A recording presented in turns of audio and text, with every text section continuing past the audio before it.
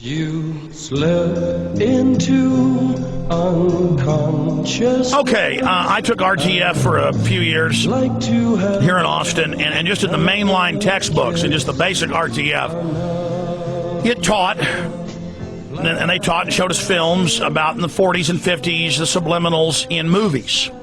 And that's, putting a millisecond, a few frames in there of a desert and then showing an ice-cold Coke, and it doubled sales. And then there's semantical manipulation, where they change the meaning of words and manipulate the way they say things, the way they twist things. There's that Orwellian, brute type. Then you have the basic 5-6 video screens behind the news presenter with a buffalo running over somebody, or a car wreck, or a balloon on fire, or a politician speaking, or the running of the bulls in Madrid, and all this, and so your brain can't watch it all consciously, so it switches off into subconscious, and that's admitted. So we have all the admitted ways they're doing it. They also have the scroll on the bottom, so that makes you shift into subconscious mode, so your brain can pick all that up. The brain waves lower, then you have the flicker rate. And again, this is mainline science. They tune the flicker rate to the exact rate of the brain for hypnotism, just like the flashing or strobing light or the watch my watch. It's more sophisticated than that. And now, and it's always been happening, but before it was the authoritative male on the news, now it's info babes smacking their lips. They'll be talking about the most horrible thing, but they're so sincere, and they're looking at you with sexual desire, and you'll be watching with all these layers, and you can't help but start smiling and start liking it. Even myself, when I'm consciously aware of it, especially since the high-def TV came out, especially since I got one and watch it occasionally when I'm on the treadmill or when I'm at the restaurant, picking up some food. I'm watching people mesmerized watching it. They are under mind control, and they're putting subliminal letters in there. I mean, they're doing more than 7 things, but the public, I don't think, has any idea. We're not kidding. That is a mind control weapon. Alan? Yes, well, you'll find that techniques have always been used on the public for mind control. Always. The religions and so on were used in centuries gone by, always in collusion with the dominant minority of the country to keep them in place.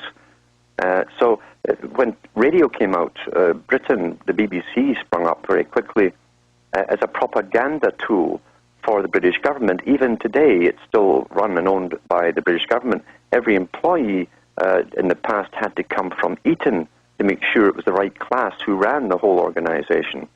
And it's never changed. And they found out in World War I that they could put out dramas, daily dramas on to the public, and leave you with a cliffhanger with the hero hanging at the end of it, what's going to happen, tune in tomorrow, and people would change their behavior and be there tomorrow at that time. So it's a technique to alter your behavior. This was also confirmed by Skinner, who talked about technology and so on. And he said that technology, its real influence is to alter the reality of the people into which it's introduced. That's what happens. Look at the people now with their cell phones and iPods and all the rest of it. Their behavior has been altered by technology itself. With the high-definition television, it certainly must be more effective than the last type. The reason you have writing at the bottom of newscasts is it forms a type of cognitive dissonance. It's no different than when you're watching something happening, like a car smash in real life, and someone starts to talk in your ear about some other topic. You say shh, shh, because you're now getting auditory responses and visual. When the two clash It's together, just like when you try to watch a movie with subtitles, you're distracted away and now subconsciously are absorbing the entire system. And again, stay there. Back in 1 minute, Alan, I want you to walk through these. But then they have integrated all these together while the message itself is verbally a twisting, a semantical deception and lie. But you can't even pay attention to what they're really saying because you're watching a million different pinwheels and subliminal messages and flashes and scrolls and everything else. Alan, you were going through just what the simple scroll does, making your mind focus on that, so now you're distracted and the propaganda verbally goes directly into the subconscious. That's only 2 layers. Keep going through that. Then we'll talk about the gopher class, why they serve their masters. Yes, well, getting back to that part you're talking about there with subliminals, when you have, you're trying to listen, when your eyes and your ears are working in unison with the one person talking on TV, you still have the ability to censor or say, I don't quite believe this or whatever. But when you have another element added to it, a second visual, it alters the brain frequencies as you're watching it, and your censor part is down. You're taking all that in subconsciously. It's much more extreme than just the case of them shrinking attention spans down to about 2 minutes from previously over an hour 50 years ago. It's more than that. People now can't just watch a straight-up TV program that's just straight up. They have to have multi-layers because now their neurons and neural pathways have been prepared. That's correct. And when you're seeing some horror scrolling around the bottom of the screen, you're hearing another one from the presenter in front of or on the screen. You can only handle 2 major crises to 3, possibly for some people, at once. And when you cannot handle that, you literally go into an alpha state, and you're now being... And they have the info babe showing just incredible sexual desire in all of her body language towards you through the TV screen with the false illusion she's really there with you in the room while they show you violence and report horrible things, also creating false neural pathways.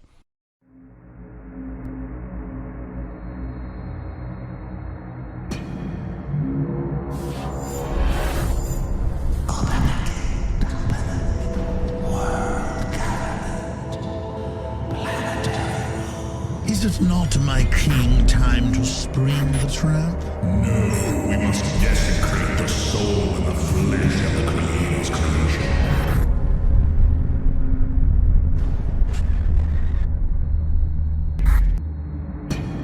The chain of life broken forever.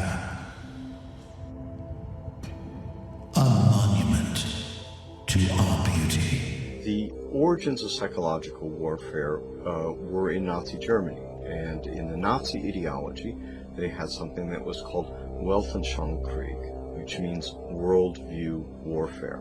The idea for them was imposing the Nazi worldview on the countries that they had occupied. The Americans picked up this idea, created an American version of it, and called that psychological warfare.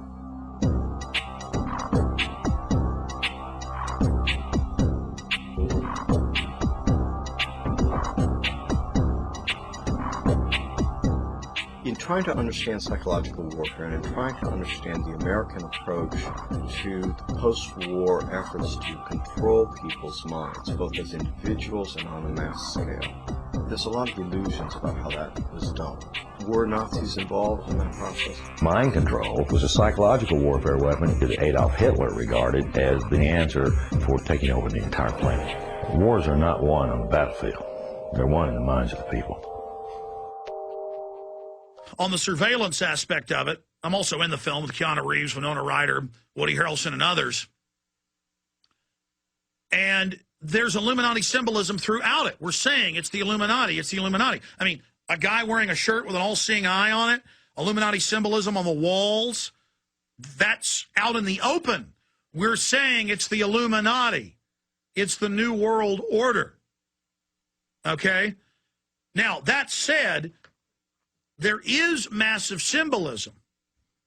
The symbol for CBS and all these major logos being all-seeing eyes. All these top rappers. And you guys found a video clip of that. Play it for the PrisonPlanet.tv viewers in the background now. We were playing it earlier. And you see them doing all these gang signs and Illuminati signs in their films. And, you know, that's saying, you know, we're down with it. We're on the inside track. Of course, because there's so much power associated with the New World Order and the Illuminati that people are then going to mimic it. They're going to imitate it.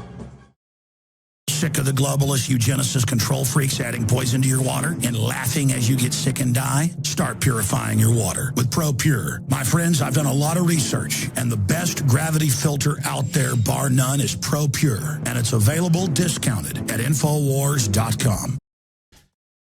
We have been robbed. Globalism has been a curse to this country. Everything the globalists are doing worldwide is about making you dependent. I'm getting storable food. You need it because it's the only insurance that you can 100% use. I have, family that are veterans and people like that who can't live off their Social Security, who are disabled and things, and that's why I've bought so much food. Charity starts at home. I promote what I believe in 100%, and I believe in what they're doing 100%. And the globalists do not want you to be self-sufficient. I hope you will take action, get the 6 free meals when you pay for the shipping. So.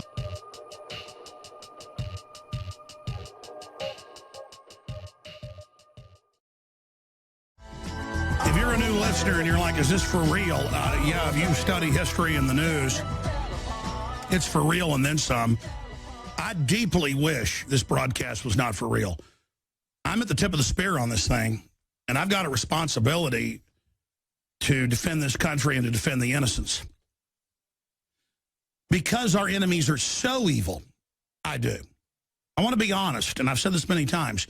If they were just corrupt boss hogs, I would be resisting them, but not putting my life on the line all the way.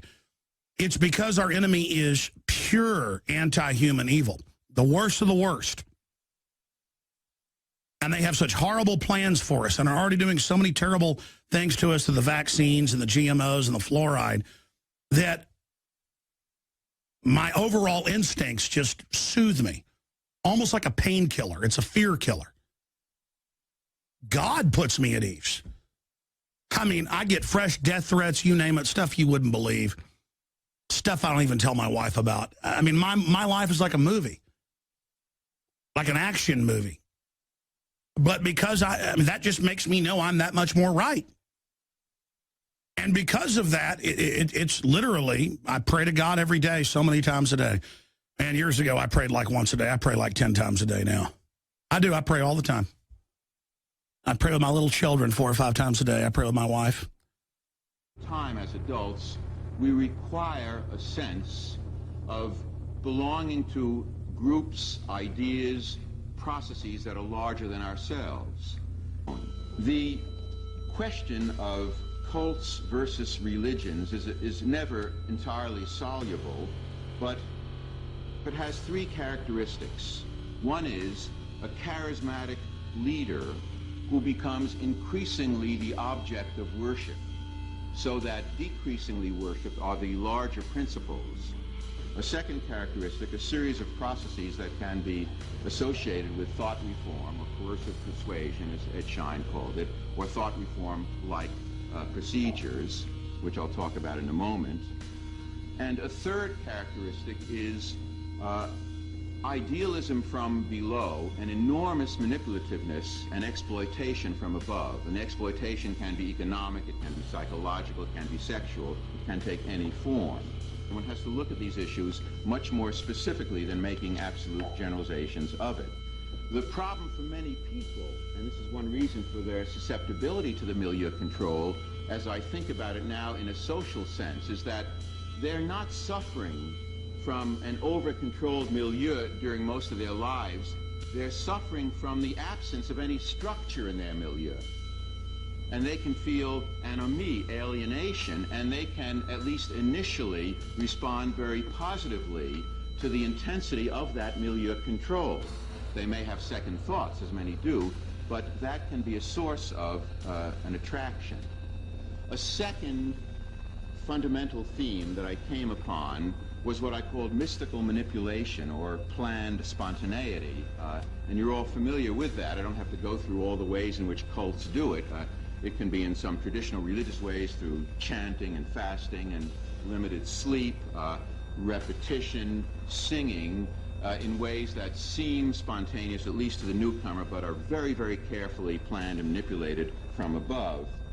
There is an interesting question about how it works psychologically for the specific charismatic leader of the cult to be present and to be the object of worship. On the one hand, you have a flesh and blood person who can be very appealing, at least while his or her charisma is functional for people in the cult.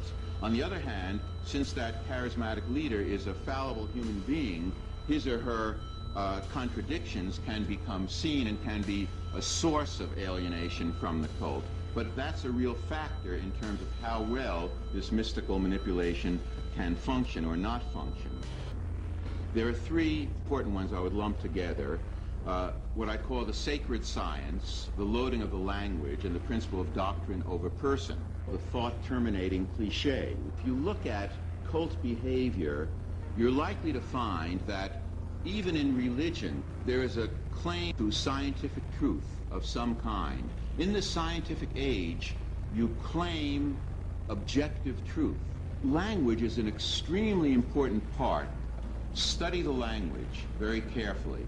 It isn't only that there are the rote terms, of course there are those, but there are also terms that have enormous appeal and can sum up a whole set of emotions satisfactorily and in fact very powerfully for young people, at least at a certain phase in their lives. As soon as one begins to have doubts that arise from one's own direct experience, one sees evidence of the charismatic leader's less than perfect behavior, one sees evidence that contradicts claims of the cult or even exposes lies that one has been subjected to, doctrine over person, and this is true of all totalistic ideology, requires that you reject the personal experience in favor of the truth of the doctrine.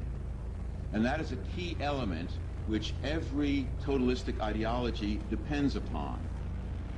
You're asking whether an individual can be, under hypnosis, influenced, coerced, persuaded, shaped to perform an antisocial act, or a destructive act, or an act of violence. My answer would be yes. Captain Marco, will you be good enough to lend Raymond your pistol, please? Yes, ma'am.